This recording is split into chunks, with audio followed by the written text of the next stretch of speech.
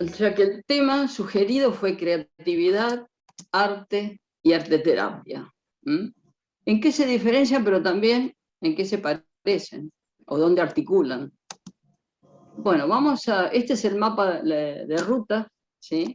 Creatividad, arte y arteterapia. Vamos a comenzar por creatividad. Y como les decía recién, siempre busco, a ver de lo que tengo, qué puede servir.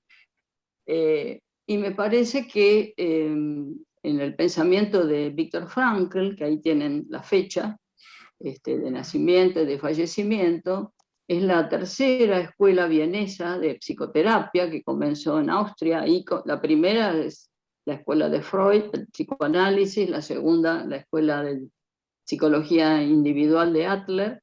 Esta es la tercera escuela vienesa de psicoterapia y Viktor Frankl es el padre del análisis existencial y la logoterapia. Él, si bien se conocía con Freud, se formó con Adler.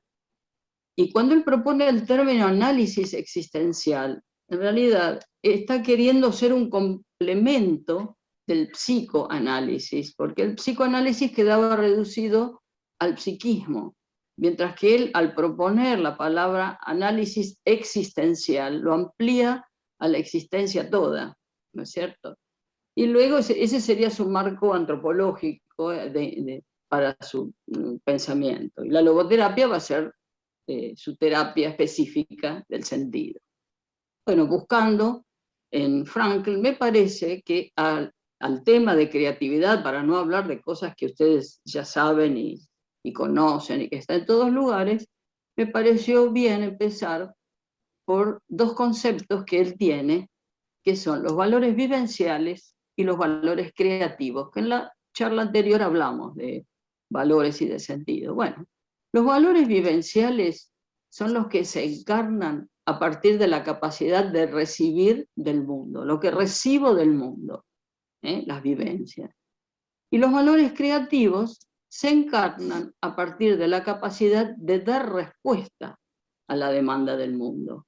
Por lo cual, si nos fijamos bien, aquí entre valores vivenciales y creativos, ya se está armando un circuito de algo que recibo y algo que doy a partir de esa recepción. Y podríamos decir que lo importante aquí es el trayecto creativo, porque eso va a marcar las etapas de un proceso, ¿no es cierto? De algo que está compuesto por una serie de cosas y que es bien complejo. Y si me permiten un dibujo muy sencillo, traté de ponerlo así. Todo lo que recibo del mundo externo me produce una impresión, ¿no es cierto? Eso produce la primera apertura, digamos, que me trae información del mundo. Luego se produce una segunda apertura, que queda en mi mundo interno, y que este sería el efecto que esa impresión produce en mí, como el parche de un bombo, ¿no es cierto? Cuando tocamos, vibra. Y luego hay un tercer momento, una tercera apertura, porque de eso se trata, de aperturidad, que es la respuesta, ¿no es cierto? Que es yo ensayo con el mundo. Es un poco simple el dibujo, en realidad es un proceso mucho más complejo. Y podríamos preguntarnos cuánto hay en nosotros para que lo que viene del mundo nos conmueva. No somos una tabula rasa, algo hay ahí previo. Y después hay memoria también.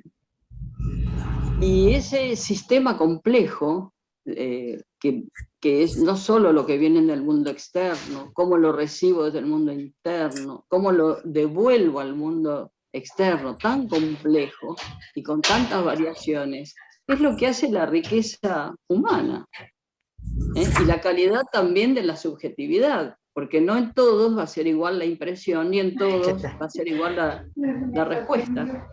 Sin embargo, y este es el desafío, este es el desafío, conocer y valorar todas esas subjetividades, sabiendo que...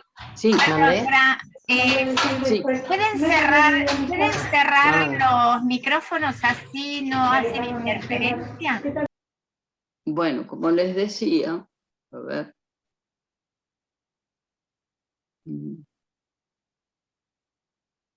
A ver si podemos continuar. El dibujo es muy sencillo, ¿eh?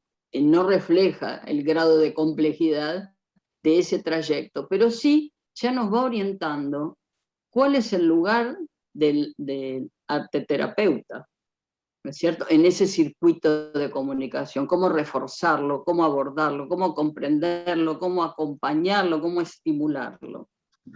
Bueno, por eso lo puse.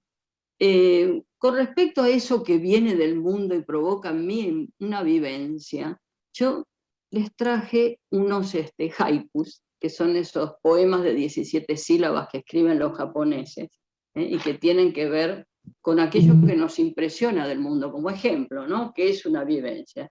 Fíjense este que hermoso de Masaoka Eshiki, que dice: primavera en el hogar, no hay nada, y sin embargo hay de todo. Este otro muy cortito, de Konishi Raizan: 1000 pequeños peces blancos, como si hirviera el color del agua. Parecen como instantáneas, ¿verdad? Como que uno pudiera verlas. Y acá traje dos más. Bajo el agua de verano, el sendero desapareció. Y el último: cuando canta la cigarra, canta en coro y el sol muere. O sea que la vivencia narra esa impresión, ¿no es cierto?, que decíamos recién, y devuelve, de manera creativa, ellos son maestros realmente, esa impresión. Recién les decía lo complejo que es el proceso, pero quizás si volvemos a lo más esencial de ese proceso, podamos comprender justamente la singularidad que tiene las impresiones que llegan del mundo interno y cómo uno las recibe, las elabora y las devuelve al mundo. Por eso, en realidad, más que hablar de un dibujo tan elemental como el que yo hice, me gusta más porque eso que yo dibujé ahí, que pareciera ser para una sola persona, en realidad compone un trayecto y una red. Estamos atravesados por un montón de mensajes. De hecho, cuando Nora me llamó el otro día, yo estaba escribiendo, sonó el celular, estaba escuchando música, ¿no es cierto? Seguí escribiendo, me volvió a escribir para pedirme mi foto, en fin, lo que sea. Y cómo ya estamos acostumbrados, yo a veces corrijo trabajos desde la pantalla, escuchando música, y recibo y miro los llamados del celular, aunque no los responda. Quiere decir que ese circuito que yo dibujé ahí de manera tan compleja no tiene nada que ver con la cantidad de mensajes que estaban expuestos nuestras madres y ni que hablar nuestras abuelas. Antes, cuando podíamos ir a alguna cafetería a tomar algo, había una televisión con una imagen y se escuchaba música de otro tipo. Y yo me llevaba un libro para leer, o a veces me encontraba con una amiga y conversábamos. Fíjense la cantidad de estímulos que nos llegan permanentemente, y nosotros los registramos y además no estamos solos en eso. Estamos comunicados con un montón de gente, por lo cual ese que parecía algo tan sencillo, en realidad es bien complejo de explicar. La creatividad es esa capacidad, y el desafío de hoy es justamente responder a la cantidad de estímulos que tenemos, sobre todo las chicas, que siempre hacemos cosas en la casa y al mismo tiempo hacemos otra, y me acuerdo una vez me preguntó alguien antes de dar una conferencia: ¿y usted cómo hace con los hijos? Mire, yo tengo un anotador en la mesada de la cocina, y si se me ocurre una idea y a lo mejor estoy pelando una papa, qué sé yo, tomo el anotador y escribo. Esto hace muchos años.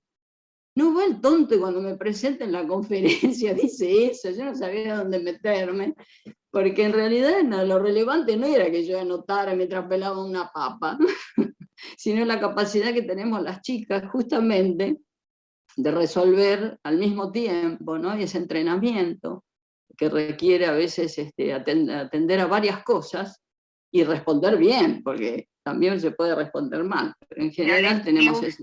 Le gustó la simplicidad de tu respuesta, creo, por eso. Puede ser, pero yo no sabía, me dio mucha vergüenza además, pero sí aclaré que no era una víctima de la circunstancia, porque todos esos compromisos yo los había adquirido de manera consciente, digamos, yo sabía que era así, pero bueno, ahora hago lo mismo, ahora anoto en el teléfono, tengo un blog de notas y ahí anoto, así no se me vuelan las ideas. Bueno, entonces volvemos a esto de la complejidad de la creatividad, no es tan sencilla explicarla, por ahí estamos haciendo hincapié en la parte de la comunicación, pero me pareció mejor abordarla desde algo que tuviera que ver también con la arteterapia y con el arte, ¿sí? Para no extendernos demasiado. Y después, se me surgió una pregunta cuando vi esta red tan intrincada, ¿dónde está el sujeto en ese trayecto y en la red? Para no perdernos. Y entonces, un poco como pasa con el cine, cuando hay dos personas conversando, yo utilizaba eso siempre cuando daba clases, ¿no? Preguntaba, bueno, ¿quién soy yo? A ver, yo soy yo, decía, ¿y quién más es yo acá? Y entonces los alumnos se reían y decían yo, y otro yo, ¿cuántos yo que hay? ¿No será que yo es una línea de puntos imaginaria que va desde este yo que está acá a ese yo que está allá y a ese otro que está más allá? O sea que en definitiva el sujeto es un sujeto que se mueve y la cámara del cine lo hace y a veces no nos damos cuenta. Cuando están hablando dos y la cámara está puesta en el medio, yo como espectador estoy viendo una conversación de dos personas.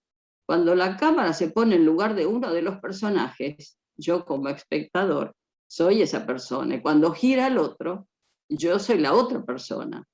Bueno, eso es lo que a veces les pido a los alumnos, o cuando hablamos de yo. Yo es un sujeto que se mueve, no está quieto, no es un lugar en el espacio, es un recorrido que es diferente. Y ahora el concepto de red nos viene muy bien para comprenderlo, para saber dónde está el sujeto en la red. Y viene a cuento todo esto por un librito de Heidegger, muy chiquito, muy difícil para leer, pero es muy chiquito, que se llama La pequeña obra de arte, donde él se pasa todo el tiempo analizando los zapatos de Van Gogh. Es un libro maravilloso. Y ahí dice algo con respecto al sujeto, que es lo que les quiero comentar. Él cuenta en ese libro que en griego sujeto se dice hipokeimenon. Es un sujeto con un gerundio, un sujeto haciendo una acción. Por ejemplo, yo hablando, yo escuchando, yo escribiendo, yo pensando, yo cantando. Muy bien. Pero cuando fue traducido al castellano, al latín, perdón, por subjectum, ocurrió algo tremendo para el arte, para la comunicación también y para la creatividad. Y es lo siguiente, supongamos que la frase en griego fuera yo aspirando el perfume de una flor, ¿no es cierto? Cuando se traduce al latín, me queda yo y me queda flor. La vivencia de ese sujeto aspirando el aroma de la flor se borró del lenguaje y se borraron las vivencias. Por eso nos cuesta tanto a veces recuperarlas, porque no quedaron registro de ellas. Quedó yo y quedó flor, pero no quedó yo aspirando el aroma de la flor. Bueno, eso que a nosotros nos cuesta tanto, a partir del latín, por eso el sujeto no es lo que está sujeto, y en realidad no me está diciendo nada del sujeto.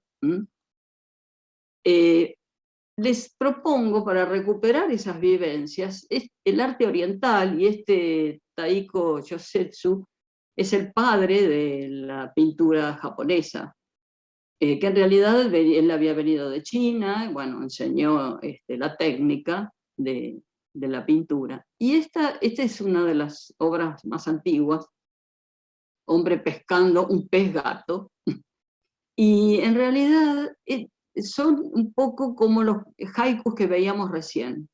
El arte oriental recupera las vivencias. A partir de eso se escribe un haiku, toda la poética zen se basa en eso. Y trae algo que tiene mucho que ver con el sujeto, que me parece que nos va a venir bien, y es esta idea de vacío, ¿no es cierto? Siempre en las pinturas de tinta china van a encontrar que hay un vacío. ¿Por qué? No son barrocas, como el barroco nuestro que no deja espacio sin llenar. No, dejan un espacio porque en ese espacio invitan a quien la contemple, por lo cual la obra de arte no es producto de un individuo, es una invitación de una persona a otra persona para completarla. De manera que va a haber tantas obras de arte como personas que la contemplen. Y esto me parece que también es una gran enseñanza si uno puede encarnarla para su vida cotidiana. Esta invitación al encuentro, donde las personas no son tópicos, las personas somos dinámicas, interactuamos todo el tiempo, es como la línea de la costa, ¿no? Yo diría la franja de la costa donde se encuentran el agua, la tierra firme y el mar. Y bueno, y en esos espacios de intersección y de intercambio es donde transcurre la vida. Por eso me pareció que el principio de la pintura japonesa, nosotros tan acostumbrados al individuo y al individualismo, que es el ismo siempre final es una exacerbación, por ahí nos retrotrae también a una forma de encontrarnos con nosotros mismos y encontrarlos con los demás. Porque el dibujo ese tan sencillo que hice de los valores vivenciales que llegan, la impresión que me producen y la respuesta que yo doy, es lo que hacemos todo el tiempo y no nos damos cuenta. Y eso es lo que le da valor a nuestra vida. Sobre ese andamiaje se van a armar todos los otros valores, ¿no es cierto? Sobre todo en este momento de aislamiento, de cierto temor. Me parece que es una invitación para empezar a pensarnos y a pensar el arte también desde otro lugar, como una invitación. Los artistas, de eso voy a hablar después, ¿no? Esta es la diferencia que tiene por ahí con una creatividad de entrecasa. El artista con mayúsculas es una invitación mayor, pero nosotros también podemos ensayar en nuestra vida esta posibilidad de la invitación primero a nuestra emocionalidad interior y luego también a compartir, sino que vamos a compartir. Bueno, y acá en un acto de tecnología es el mismo dibujo, solo que en un detalle, y fíjense lo hermoso que es, en sus mínimos detalles. Bueno, el arte está para eso. Bueno, hablamos hasta aquí de creatividad como propuesta para interpersonal, propuesta de relación con mi mundo interno y el mundo externo, para ver la creatividad como un trayecto compartido, ¿no? Bueno, ahora nos vamos a dedicar al arte, para ver en qué se parece y en qué se diferencia. Me pareció bueno empezar con esta frase de Platón: el arte es un sueño para mentes despiertas. Y me gusta porque despierto, el Buda quiere decir el despierto, ahora me doy cuenta. Siempre me gustó leer poética zen, ¿no? Y escribir haikus también. Bueno, el arte, tenía razón Platón, despierto en el sentido de salir de la caverna, ahora también, ¿no? Que hay tantas sombras. Bueno, tener la confianza, y a veces solo vemos sombras. Bueno, una definición de arte que me gustó es esta que habla de la actividad creadora del ser humano, ya que hablábamos recién de creatividad, pero dice realizada con esmero y dedicación. Si lo sabrán los artistas, pienso en nuestro Guiraldes que tiró su obra en un aljibe y la esposa lo rescató, don Segundo Sombra. Esmero y dedicación que a veces produce una tremenda irritación porque no queda como uno quiere y uno ya se cansó y no lo quiere ver más, pero bueno, eso es parte del proceso creativo. Y también el arte, es esas obras realizadas con esmero y dedicación, por la que produce una serie de obras singulares, no cualquier garabato, obras singulares que a veces exceden, son como los hijos, exceden a quien la creó. Y bueno, y acá se destaca la capacidad y la habilidad, ¿no es cierto?, del artista. El esfuerzo y la disciplina, dos palabras que hoy me parece que cayeron un poco en desuso, ¿no? Pero que son fundamentales para aprender una técnica, para desarrollar cualquier actividad, sobre todo una actividad artística, lo mismo para una actividad deportiva. Disciplina, parece una mala palabra, sin embargo, los árboles necesitan un tutor, algo que discipline para que no se tuerzan. Y también, además del talento y la experiencia, que es toda esa capacidad y esa habilidad y ese esfuerzo, la experiencia a lo largo del tiempo. Eso es lo que va marcando la mano del artista. Y esto termina siendo una visión sensible del mundo. O sea, lo que él devuelve no es solo una impresión, no es solo una vivencia, va a ser una obra. El producto de tanto esfuerzo y de tanto trabajo, de tanta dedicación. Bueno, hablando en general de arte, podemos decir que hay dos tipos, hay muchos tipos de arte, pero digamos, para empezar por el comienzo, el arte que presenta y el arte que representa. Me refiero al arte que presenta, es aquel arte que trae la presencia de aquello que está pintado, como por ejemplo en el arte rupestre, en las cabañas, en la cueva de Altamira, esos bisones que están, o caballos y ciervos, que están pintados sobre la rugosidad de la piedra, o en la cueva, perdón, ¿se perdió la imagen? ¿Se perdió la imagen? Sí. Ahí está. En el río Pinturas nuestro, ¿no es cierto? Todo el arte rupestre africano. Bueno, en ese arte, el arte en ese momento es la presencia, trae la presencia de lo que está pintado ahí. Posiblemente eran lugares, antes de salir de cacería, eran santuarios, donde había un ritual previo, donde era la iniciación de varones a los 12 años. No había adolescencia. Un niño ya directamente era instruido para ser cazador, pasaba por algún ritual, las mujeres tenían menarca, pero los varones generalmente eran iniciados con subincisiones, circuncisiones, con alguna marca, digamos, en el cuerpo, que señalaba el comienzo de la vida adulta.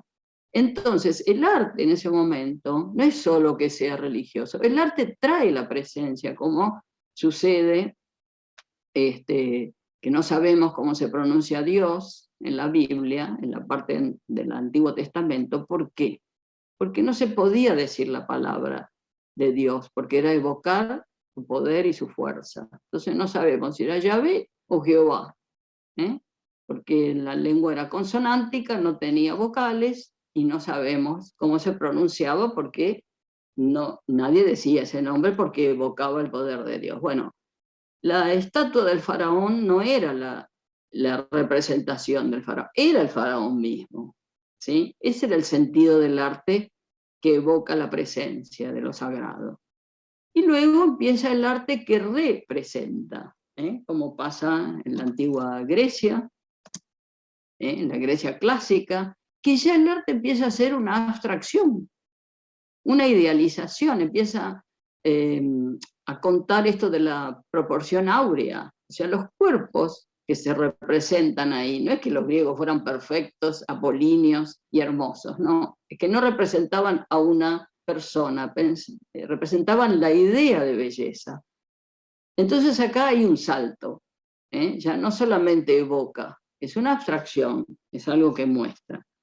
Finalmente tiene que venir el Renacimiento, con las bellas artes, que ya van a fijar la finalidad estética del arte, y ya aquella función ornamental que podía tener también en Grecia y en otros pueblos, por supuesto, se le van a agregar una función social, una función pedagógica y hasta una función mercantil, que empiezan a comprar y venderse las obras.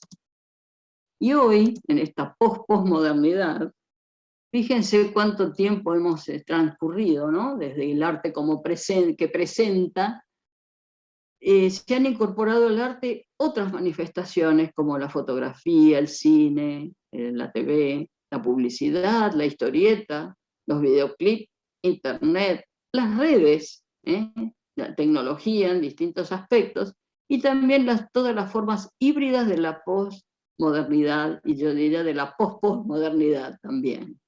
O sea que hoy, para definir el arte, no podemos definirlo como presencia, o como proporción áurea, o como solamente finalidad estética. Tenemos que ensayar una definición abierta y empezar a hablar de un arte que integra, y que integra culturas, épocas, movimientos, sociedades.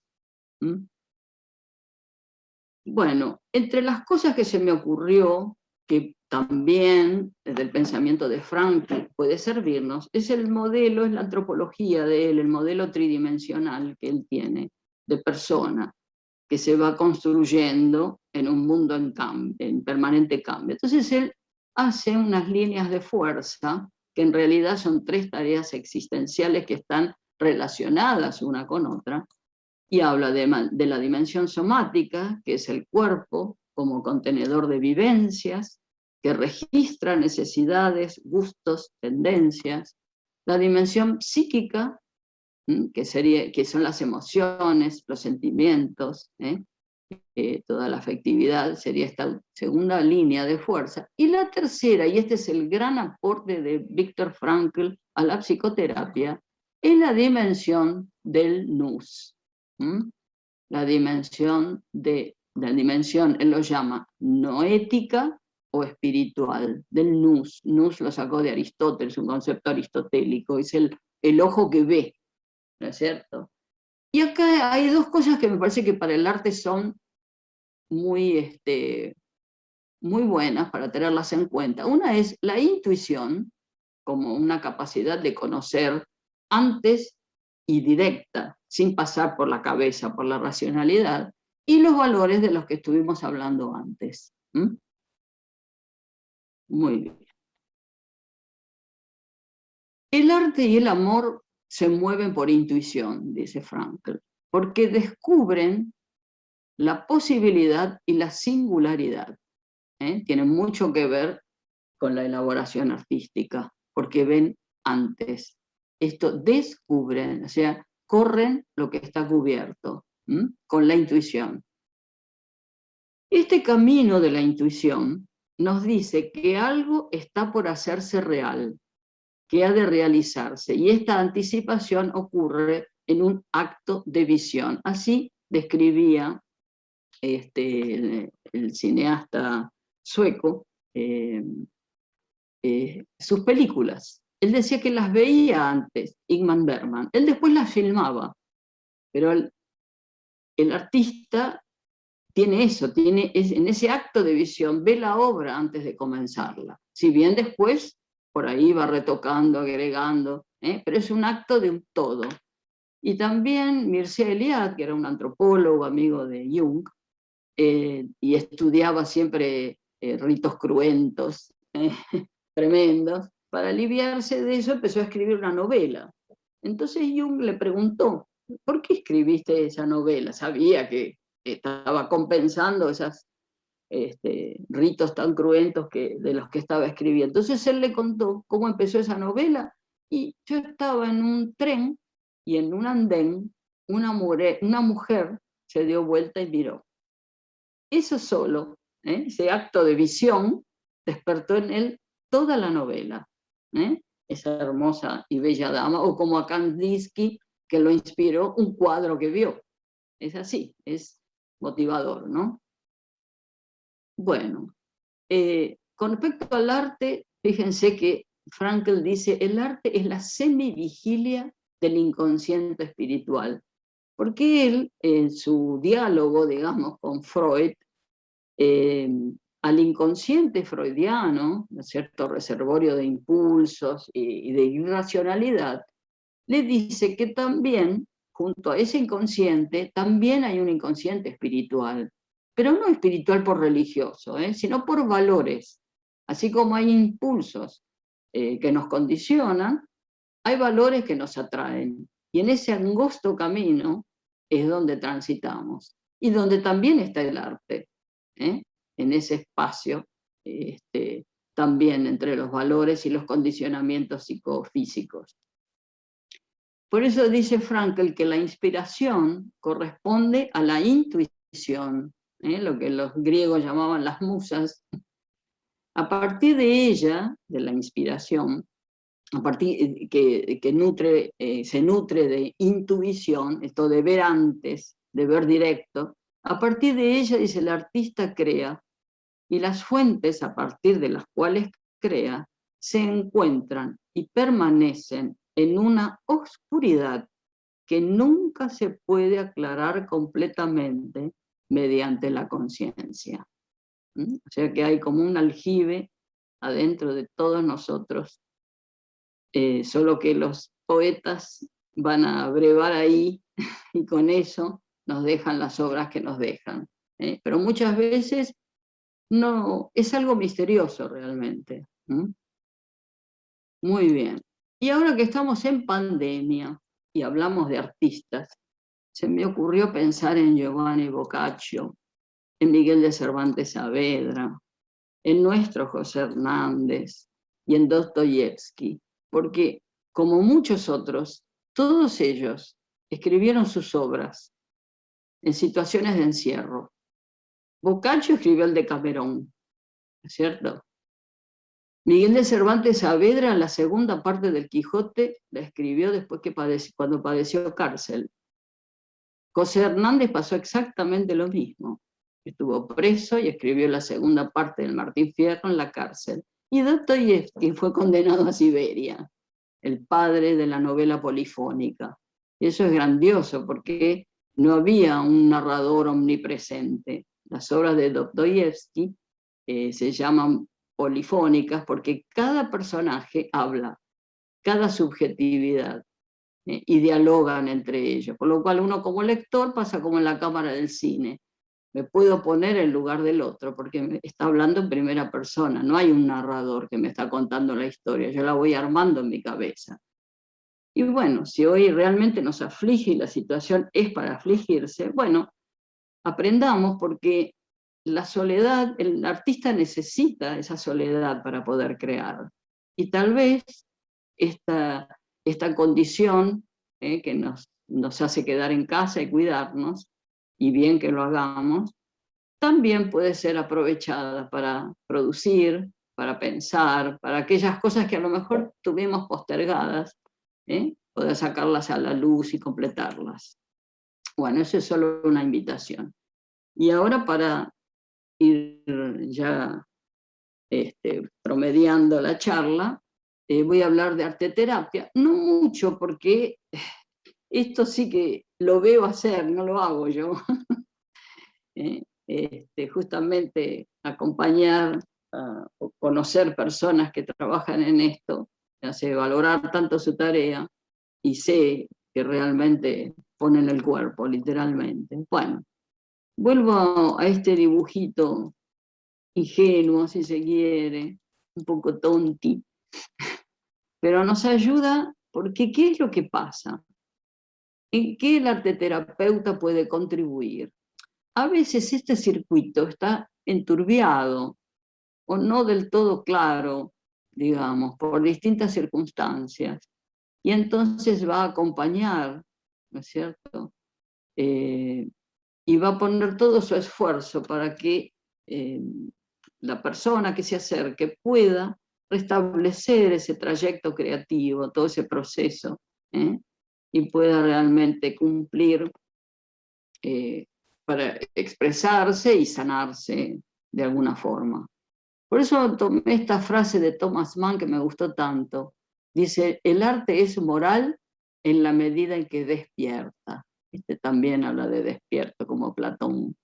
Y me parece que la gente que hace arte terapia está ayudando a despertar. Y en ese sentido es moral, porque moral no es moralina de costumbre. Moral viene de ethos, y el ethos en griego quiere decir carácter. ¿Mm? Y el carácter se templa como el hierro caliente en el fuego, se le da forma. Y eso es el gran aporte que puede hacer un terapeuta, ¿eh? Acompañar a otro, justo en ese sentido es ético y es moral. Y es tan noble acompañar a que también otro despierte a su emocionalidad, a su creatividad. Bueno, y acá tomé esta definición de la Asociación Profesional Española de Arteterapeutas, la tomé de internet, ahí está la fuente. Y me gustó la definición, había otras, pero esta me gustó porque me pareció completa, porque dice, es la aplicación psicoterapéutica del proceso artístico que se basa en la importancia de la relación entre persona usuaria y arte terapeuta. O sea que pone hincapié en la relación que establecen ambos. Utiliza esencialmente los medios propios de las artes visuales para promover cambios significativos y duraderos en las personas, potenciando su desarrollo y evolución como seres individuales y sociales. Por eso en esta definición se articula perfectamente salud y arte. ¿Mm? Y estas son las aplicaciones que tiene la arteterapia para enfermedades degenerativas, discapacidades físicas y psíquicas, hospitalización y rehabilitación, adicciones y trastornos alimenticios. Y en los objetivos, que están centrados en esta capacidad del arte como forma de comunicación, por eso hice ese dibujito del trayecto y la red, ¿no? Y ahí tenemos ayudar a expresar y comunicar sentimientos, facilitar la reflexión, la comunicación, permitir necesarios cambios en la conducta, expresar sentimientos difíciles de hablar, de poner en palabras, proveyendo de este modo una vía de comunicación, hacer de la expresión verbal que se vuelva más accesible, e incrementar la autoestima y la confianza.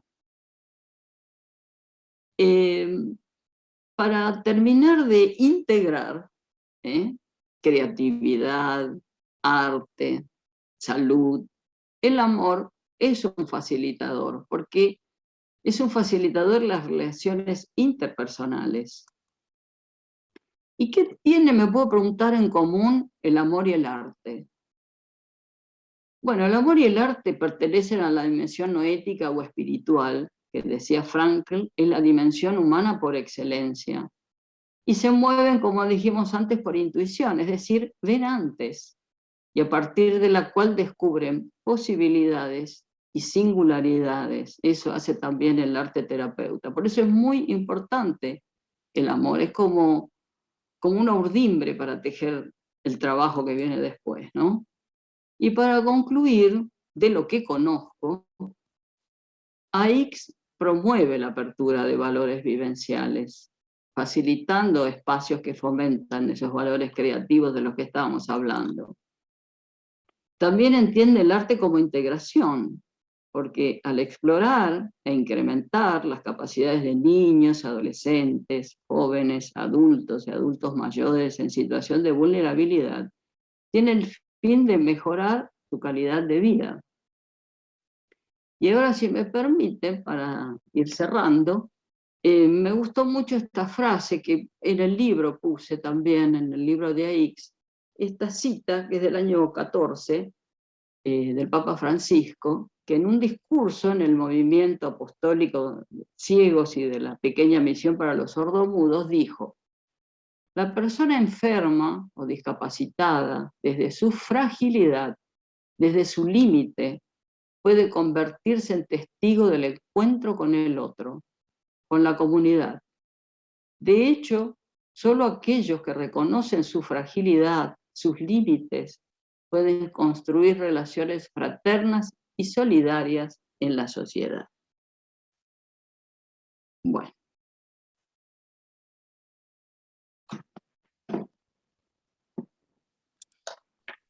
Excelente, Graciela. La verdad, hermoso todo lo que dijiste y bueno, ¿cómo conoces a la institución por todo lo que agregaste recién? Especialmente muy agradecida por eso, porque realmente es el camino que queremos seguir. Así que gracias. ¿A quién me gustaría que participara con alguna con algún ejemplo o que nos contara algo? Lo tenemos al licenciado Marcelo Prudente. Gracias, Marcelo, por estar, y que él es uno de los principales creadores de la Asociación Argentina de Arte Terapia. ¿Qué tal, Marcelo? Gracias por estar principalmente, y bendito tú eres entre todas las mujeres, creo que sos el único hombre. No, gracias, la verdad que me resultó interesante todo, digamos, más que nada porque quizás son conceptos que, si bien uno los ha escuchado, los ha leído, digamos, no son en mi caso no son, digamos, mi formación más central, digamos, ¿no? Entonces siempre me resulta muy interesante escuchar a una persona que tiene trabajado más estas cuestiones, digamos, ¿no? Y que lo puede transmitir de esa manera. Igualmente, digamos, lo que me resulta interesante es cómo a uno le resuenan las cosas, aun cuando aparentemente fueran, digamos, conceptos que vienen como de una vertiente distinta, digamos, ¿no? Como que en algún punto empiezan a resonar, porque, digamos, en la experiencia o en la propia vivencia que uno tiene del arte o del trabajo, ahí es donde se integran las cosas y en un momento resuenan, aunque vengan de teorías diferentes, de épocas diferentes, digamos, de conceptualizaciones diferentes, de culturas diferentes. Entonces, bueno, Kandinsky, a mí Kandinsky se preguntaba lo espiritual en el arte. ¿Dónde estaba eso espiritual? ¿Dónde estaba el valor? Ya se preguntaba eso. Algo maravilloso.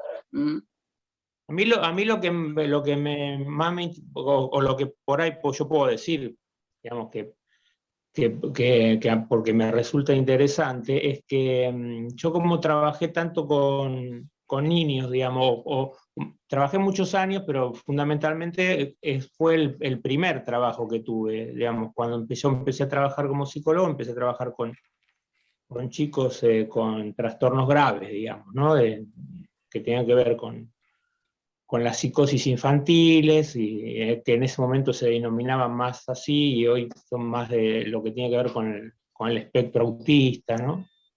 Y entonces a mí todas las teorías y todos los conceptos y todo lo que yo puedo elaborar y lo que leo, ahora van a escuchar mi reloj de campanas.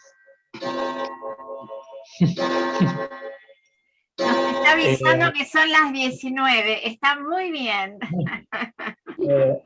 Siempre me remite a eso, a cómo yo fui descubriendo la cuestión de la creatividad y los procesos de creación. Yo lo fui descubriendo ahí en mi trabajo con los chicos, digamos, ¿no? Entonces siempre todo me remite a eso. Y digamos, todas las cosas que vos decías, yo las veía, digamos, las veía cuando sucedían en los niños, cuando, digamos, con la dificultad que tenían estos chicos, digamos, ¿no? Cuando uno creaba el entorno propicio, digamos, ¿no?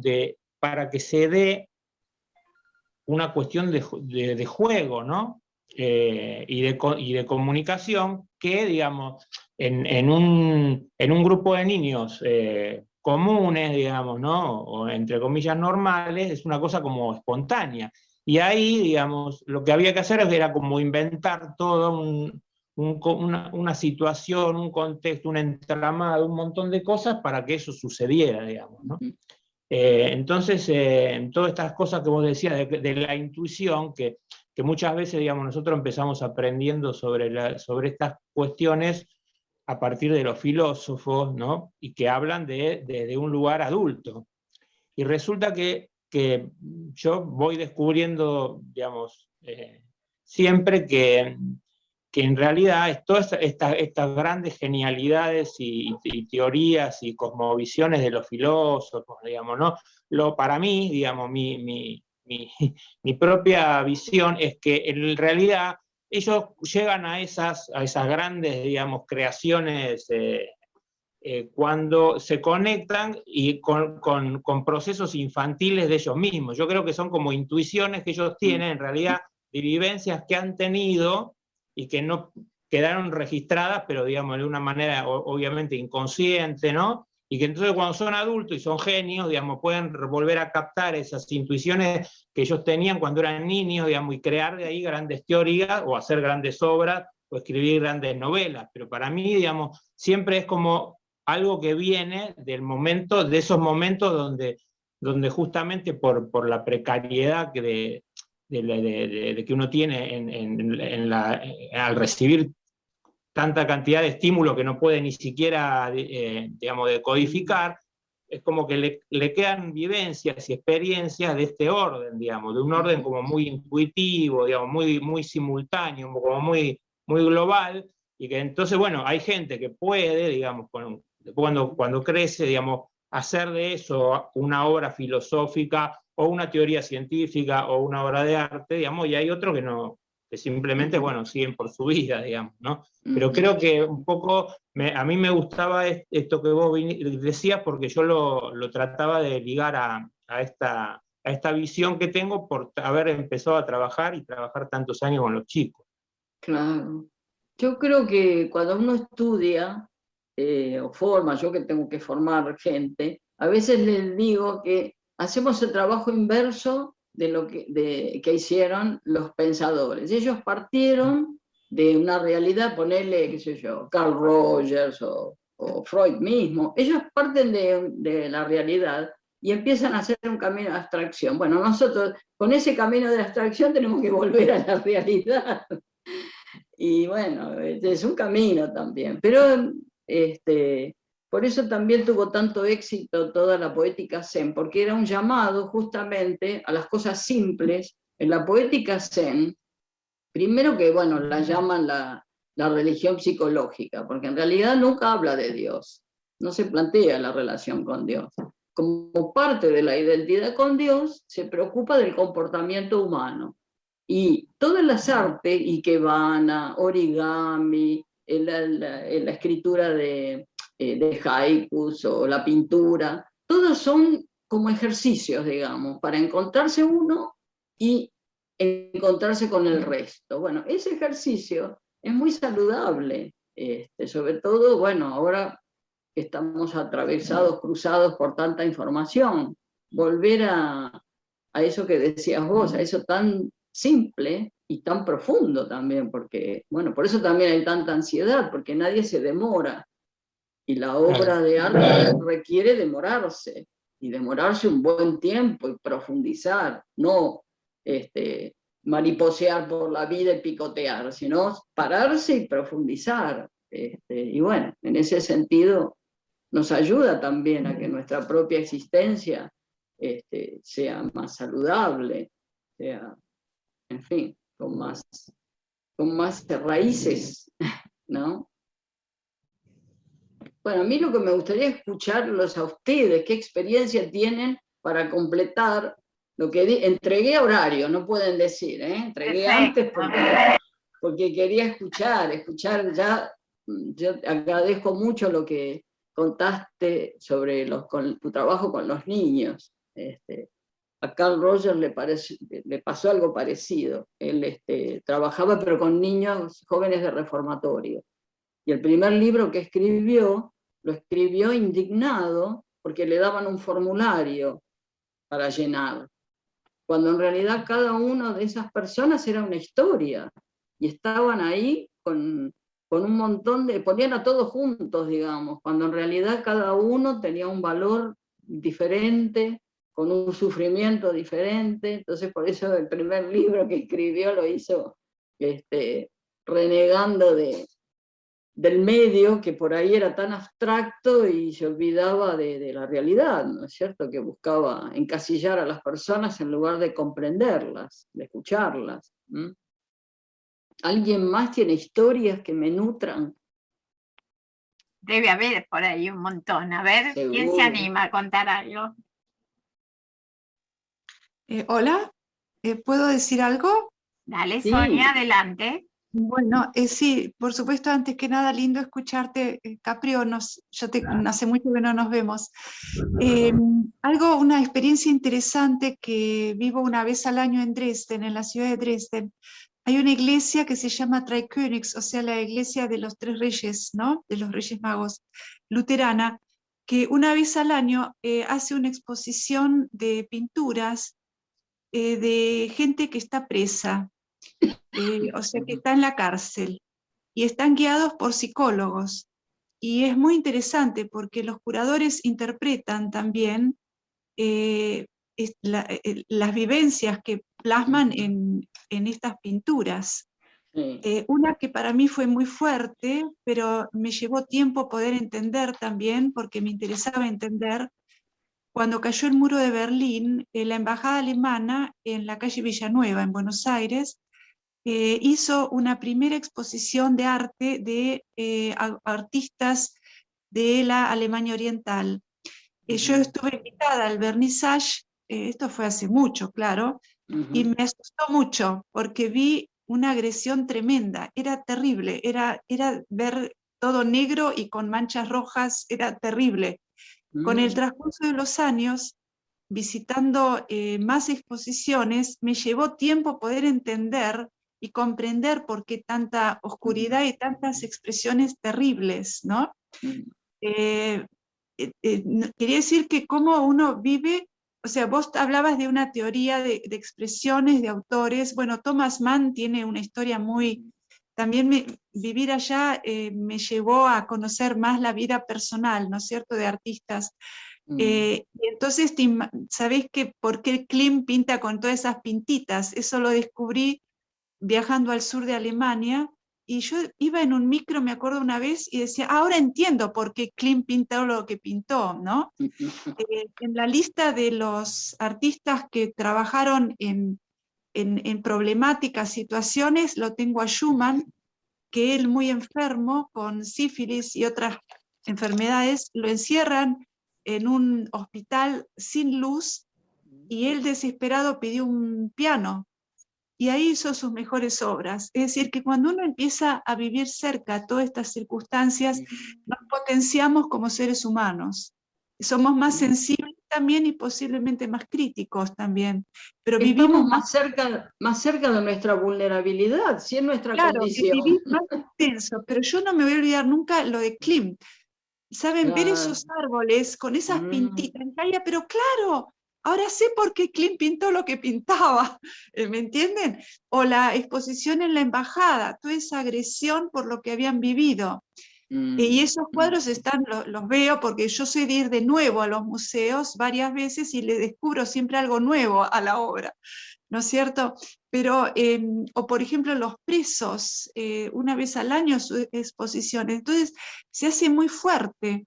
Yo veo que en Argentina, que ahora tengo muchas ganas de, aunque no sé ahora si se pueden visitar, pero yo hace mucho que no estoy yendo a museos en Argentina, pero tengo ganas, me muero de ganas de ir, a lo mejor el año que viene, de empezar a revivir, pero veo que se vive más una idealización de la vida, más de las cosas, ¿no? Sí. La intensidad, y inclusive en Alemania no se habla de Freud, por ejemplo, en el arte. Cuando yo tengo invitaciones, gracias a Dios, de los palacios de Alemania, gracias a Dios, me invitan a vernizar. Entonces están los curadores y hablan de la psiquis del pintor, hablan de la psiquis de tantas cosas, pero no se habla de Freud. Se habla más hoy día de la física cuántica, de todo lo cuántico. Ya se dejó a Freud de un lado. Pero creo que tiene que ver con las posibilidades que tenemos. Por ejemplo, algo que me muero de ganas es todo lo que hacía Rosa Facaro con la parte del norte de los precolombinos. O sea, es otro ambiente, es otra visión, es otra perspectiva. Yo agradezco realmente porque todo me nutre y todo me actualiza. Ya son muchos los artistas que por pandemia están haciendo un arte que, bueno, y cada uno en lo suyo, ¿no? Es decir, es muy controvertido. En Alemania en este momento hay mucha agresión, mucha más que en Argentina, porque todos los días hay manifestaciones en contra de las reglas. Entonces los artistas van a la calle y realmente les digo que tienen unas ideas súper extravagantes, se disfrazan, hacen carteles, pintan en la calle, todo, pero en contra de las reglas. Alemania es un... Justamente por eso siempre los gobiernos que son muy cerrados, con los primeros que tienen problemas son con los artistas, porque los artistas son los primeros que van a salir a denunciar todas las problemáticas del país y de las personas que se están viviendo. Realmente, y eso lo vivimos a diario, ¿no? Justamente, ¿qué es lo que el verdadero artista es? El que siempre tiene algo que decir frente a una situación. Claro, pero ahí vemos como lo que decía Caprio, la ética, ¿no? ¿A quién le sirve? ¿Qué puedo ayudar a elevar? Porque el tema es elevar. Hay mucho arte que la verdad que no eleva, lo respeto, no soy quien para decir pero que no está es bien. Arte, pero no es arte, tiene que ver con la creatividad, por eso lo hablábamos antes. Sí, ¿no? sí, obvio, el obvio, arte obvio. Es lo más cercano a la perfección, en realidad, por todo el esfuerzo, la disciplina, la vocación, el trabajo, la continuidad de lo que se va haciendo, el proyecto, y bueno, son horas de trabajo. Y hay muchas cosas que también no se transgiversan, ¿no? Como por ejemplo, piensan que tirando pintura o siendo abstractos, porque sí, eso es arte, cuando en realidad eso no es arte. Claro, claro. Entonces, es así, Sí, pero bueno. sí, de todo. Sí, de todo. ¿Alguien más quiere agregar algo más? Me encantó lo que dijiste, Sonia. Fue un gusto. Aparte estoy trabajando con temas regionales y me puse a estudiar mucho lo que son técnicas antiguas como el Plautruc, que es estas pinturas azules que viene ya de los egipcios y ya la estoy aplicando. La UNESCO la nombró hace en noviembre fue un año, arte, cultura inmaterial, o sea, no material, ¿no? Es un arte no material para la humanidad. Y yo lo estoy trabajando con una gente que está inscrita en la UNESCO. Y es un placer porque están en la localidad de la Sajonia del Norte y bueno, y gente muy amplia, con muchas ganas, pero para eso tuve que investigar bastante, porque bueno, es otra historia, no quiero ahora meter con lo mío, ¿no? Pero quiero decir que me apasiono y tengo ganas de hacer algo argentino también, que sea autóctono y para poderlo también trasladar a Alemania. Muy bien, vamos a ver qué se puede hacer. Siempre Argentina, por favor, que la dejo siempre bien parada, siempre. A pesar de los bodrios, las dificultades, hablo de las cosas buenas, que las hay. Muy bien, muy bien. ¿Alguien más tiene algún comentario que quiera hacernos? Porque cada pequeña cosita y granito es importante. Mariana, sí. Veo una manito levantarte. Perdón. Ayelen, dale. Sí, no, sí, ¿qué tal? Yo soy Ayelen, estoy en Neuquén Capital. Soy licenciada en musicoterapia terapia y escuché la charla del encuentro anterior. Yo estoy trabajando. Y bueno, algo que me quedó de la vez pasada y que quiero relacionar ahora con esta charla y que compartí con mis compañeros de trabajo, era esto del punto de encuentro, ¿no? Cuando se da un punto de encuentro profundo en la relación, en el vínculo con otro, cómo van emergiendo sorpresas y cómo se produce un efecto. Y bueno, justamente como dice Graciela, el terapeuta es quien acompaña un trayecto, un proceso, y cómo el arte nos permite, nos facilita esto, ¿no? El poder acompañar, el poder... Se quedó sin internet. Bueno, sí, una pena. Está pasando esto, pero bueno, paciencia. ¿Quién era? Que alguien le había levantado la manito. ¿Está de vuelta? Ahí volvió, ahí volvió. Ahí estás, Ayelen, ahora te podemos encontrar de vuelta, dale. Bueno, esto quería recalcar, ¿no? Cómo el arte nos permite en un trayecto poder darle el tiempo a otro, también uno tiene que poder conocerse a uno mismo, ¿no? Y lo que muchas veces nos pasa y nos pasa con la música, para los que trabajamos con la música, es que muy fácilmente uno puede tapar al otro con los sonidos, con la música, con el movimiento, ¿no? Y intentar hacer por el otro cuando uno no recibe una respuesta inmediata, en el caso de patologías graves, por ejemplo. Entonces, bueno, como ir como dosificando, ¿no? Y quedarse un poco más en las sutilezas para que emerja el otro y poder justamente acompañar, verlo y ofrecerle algo dentro de sus posibilidades también. Bueno, la verdad, muchas gracias, me encantan estos encuentros. Ay, gracias, Ayelen, un placer que estés con nosotros. Sí, Marina me parece que quería decir algo, Marina. Marina. Levantó la mano. A ver, Marina de Jordan.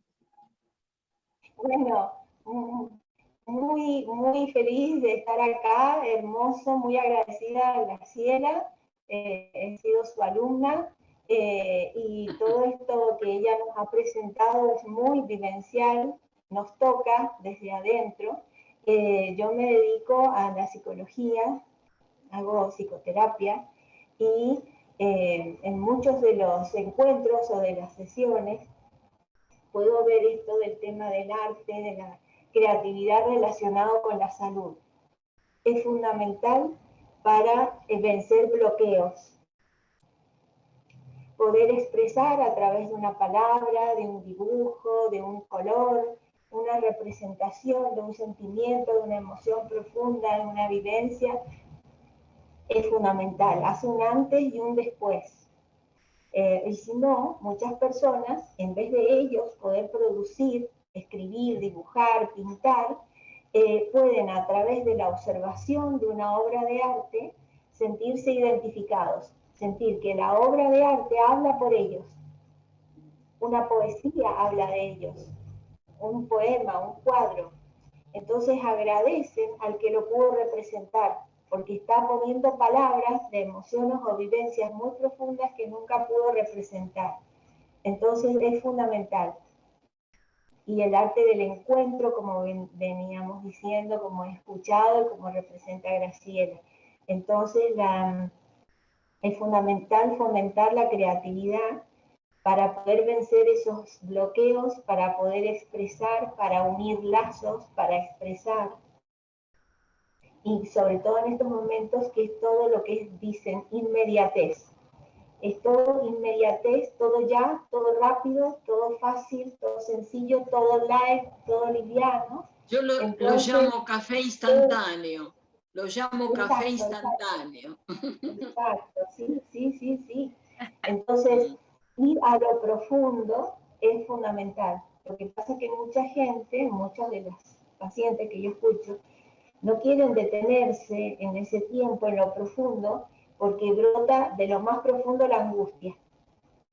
Entonces, en la angustia y el miedo. Entonces, se llenan de ruido, de actividades, para no pensar, para no sentir. Entonces detenerse, que es eso que se está planteando, y ayudar al otro a sostenerlo para que se pueda detener y pueda expresar, es fundamental. Así que agradezco mucho esta posibilidad, porque está muy relacionado a la salud. Un abrazo, Graciela, a todas. El próximo encuentro lo podemos hacer allá en Mendoza, en Maipú. Sí, ojalá. Gracias. Sí, muy lindo lo que dijo Marina cuando dijo el detenerse, ¿no? El detenerse nos muestra el vacío. Claro. Y vamos a lo que empezaste recién cuando mostraste la obra del artista japonés, que cuán importantes son esos vacíos, ¿no? Para lo que pasa es que nosotros pensamos en el vacío como algo malo. No, claro. Con una connotación, en cambio, ese es un vacío de invitación al otro. Es un espacio para que venga otro y complete la obra. Esa es la diferencia. Y además, si no nos demoramos, nuestra vulnerabilidad está. La angustia de no ser está en nuestra condición. Pero si no nos demoramos, además de la angustia, se nos suma la ansiedad. Así que estamos doblemente mal después. Bueno, ¿hay alguien más? ¿Algún comentario más? Porque ya casi son y media. Ahí está, Liliana.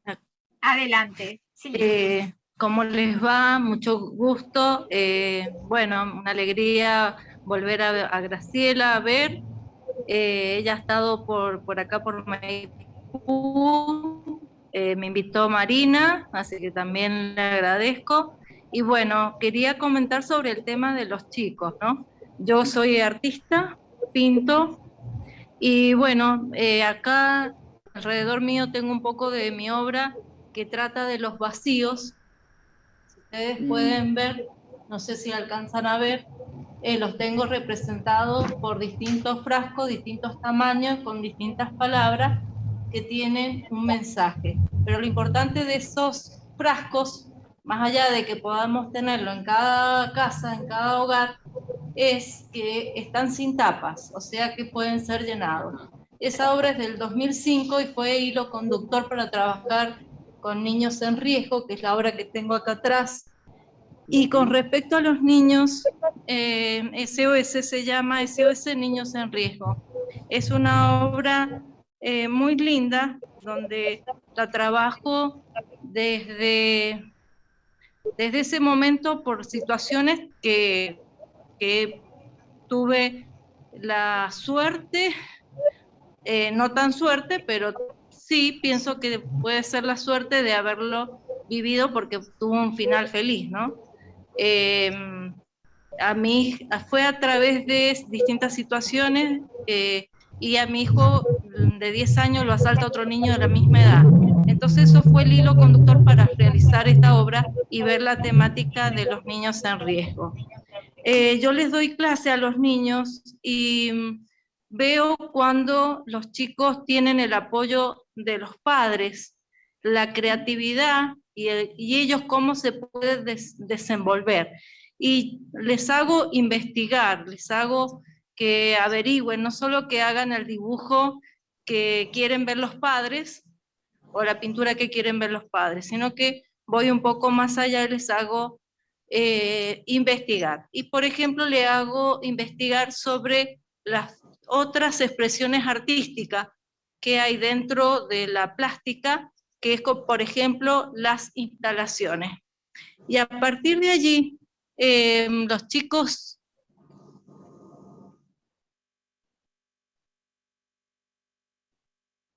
no se te escucha, Liliana. Ahora, sí. Ahora, sí. Que se tenía entrando una llamada. Les hago averiguar a los chicos, les decía, de que investiguen sobre las distintas expresiones del arte. Y eso hace que ellos vean el tema de las expresiones, que no solo es pintar o dibujar, sino que hay otras formas de arte, de expresar. Y la verdad que los resultados son fantásticos, porque les hago ver sobre las instalaciones qué es lo que nos lleva. y descubrimos montones de cosas.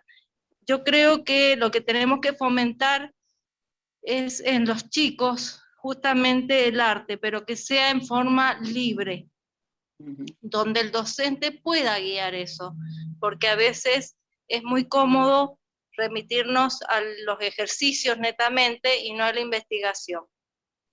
Eso quería comentar. Ha sido un placer, Graciela, verte nuevamente. Gracias, Lilian. Recién me levanté porque fui a buscar tu obra. Ah, mirá. Que la tengo colgada ahí. Gracias. Así que siempre te tengo presente. Gracias. Bueno, gracias. Yo también. Una sorpresa verte, ¿eh? Una sorpresa, gracias. Eso es gracias a Marina. Marina es lo más. La verdad que yo la quiero un montón porque es una persona excepcional. Es la Celestina cultural. Sí, es la Celestina. Es una hermosa persona realmente. Bueno, muchas gracias. Gracias, Gabo. ¿Alguien más quiere hacer una pregunta o contar algo? Inés, adelante. Bueno, yo les quiero agradecer, es la primera vez que me comunico con el grupo, me encantó, pero les quería contar, yo hace ya unos años trabajé mucho con niños de jardín de infantes de barrios pobres o de padres que no tenían muchos recursos y con artistas, porque en ese momento yo en el contraturno tenía una galería de arte. El intercambio que se produjo, no solo en los chicos, sino en la comunidad educativa, fue muy, muy interesante y toca todo lo que estuvieron hablando hoy. Así que creo que si bien hay que dar una libertad, hay que dar una apertura, también, Liliana, hacia la comunidad, porque los chicos están en la casa y ellos son los que, el lazo entre lo que nosotros le podemos dar y ellos. Ese episodio se llamaban Encuentros de Jardín, ¿cómo era? Crear es una fiesta. Le había puesto el título a todas esas jornadas. Y realmente era una fiesta, porque después se terminó haciendo una exposición en la galería que yo tenía a la tarde, con todos los trabajos que eran instalaciones, eran todo lo que quieran. Ellos trabajaron con lo que tenían, pero además los padres se acercaron al arte. Y eso también es muy valioso, porque tenemos que crecer todos juntos, no solo... Claro. Así que les agradezco mucho y lo disfruté. Gracias. Bueno, ¿se podrá ver eso que hiciste? No, porque ya fue hace bastante, pero yo tengo algo de material que quedaron fotos y eso si quieren, después los busco porque andás a saber dónde están ya. Fueron encuentros que incluso después los hice también en provincia de Buenos Aires, en Avellaneda, en Villa Domínico, no solo en Capital. Y realmente fue muy, muy bueno, me dio mucho resultado. No solo con los nenes, porque los nenes, como dijeron alguien por ahí, están libres, se expresan, y es decir, tienen que recorrer, como dijo Picasso, tuve que andar todo el camino para volver a ser niño, y el tema es que los chicos lo tienen, pero los grandes, que se han encapsulado en todo ese bullicio para no pensar, sobre todo, bueno, ahora no sé cómo hacerlo eso que hice, pero en esa época también, sin estar aislados, había una especie de... Me lleno de cosas, así no profundizo. Y el chico fue el lugar por donde entró. Y no lo hice solo con la pintura, le acerqué poesías, le acerqué Lorca, distintos lugares, distintas poesías que serían para los chicos. Y después tuve la alegría de que los padres me pedían. Entonces parecía que eso fue un ida y vuelta muy lindo, con una red, con esa urdimbre que vos decías, que se extendió un poquitito más allá. Y llegamos a hacer una publicación anual, muy elemental, porque no había los medios que hay ahora, estoy hablando de hace como 10, 15 años, y la solventamos con los comercios. Y los comercios de la zona también se plegaron al movimiento mini. Claro. Mini. Pero bueno, quizás, no hay que aflojar. quizás es el embrión de algo que vas a hacer más adelante, ¿por qué no? Claro. En la otra charla alguien contó experiencias de viajes y de su vida, y yo la insté a que escribiera y que contara. Y bueno, ¿quién te dice? ¿Por qué no? Y como llevar a los chicos a trabajar a los museos. En esa época no se usaba. Ahora casi todos los museos tienen un equipo para trabajar con chicos, pero me miraban muy raro, tenían miedo que los chicos se ensuciaran. Y realmente no ensuciaban nada, eran más respetuosos que cualquiera y se tiraban, me acuerdo en el museo que está en la calle San Juan, desplegaban todo en el piso y trabajaban ahí. ¿Y qué pasó?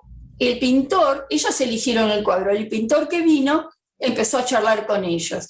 Y para cerrar, les cuento que en uno de esos encuentros, una nena le pregunta, ¿con qué pintás? El pintor era Bregueli. ¿Con qué estás pintando? Con pasteles. Ah, pero no son calentitos como los que hace mamá. Él es qué divino. Gracias, muy amable. Gracias. Muy amable. Bueno, y la hora se nos fue, debe ser porque había mucha calidad y mucha calidez en todo lo que se estaba trabajando. Así que yo desde mi lugar, desde la institución, les agradezco muchísimo, principalmente a Graciela por todas estas intervenciones que haces y con todo el trabajo y toda tu parte didáctica que sos brillante. Así que bueno, muchísimas gracias, Graciela. Y le voy a pasar la palabra a Rosana Tobagliari porque ella va a hacer el cierre y tenía algo más también que contarnos. Bueno, hola a todos. A ver, voy a compartir pantalla y les voy a presentar las actividades que estamos haciendo en AIC. ¿Están viendo? Sí, perfecto. ¿Se ve? Bueno, a ver, en este momento, a ver si corre.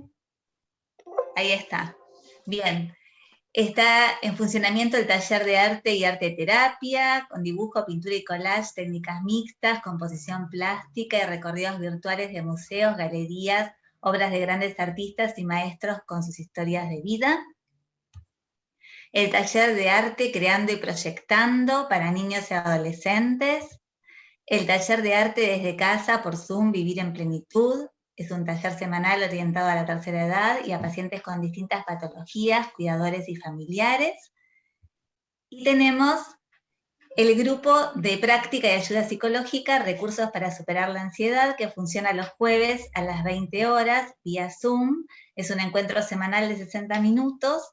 Se puede elegir la frecuencia con que lo hacen, y está a cargo de la licenciada Ana María Lanfranchi, a cargo mío también, que soy Rosana Tobagliari, y de Nora Giordano. Así que, si están interesados, pueden escribir a info@ix.org.ar o al móvil 1150357802.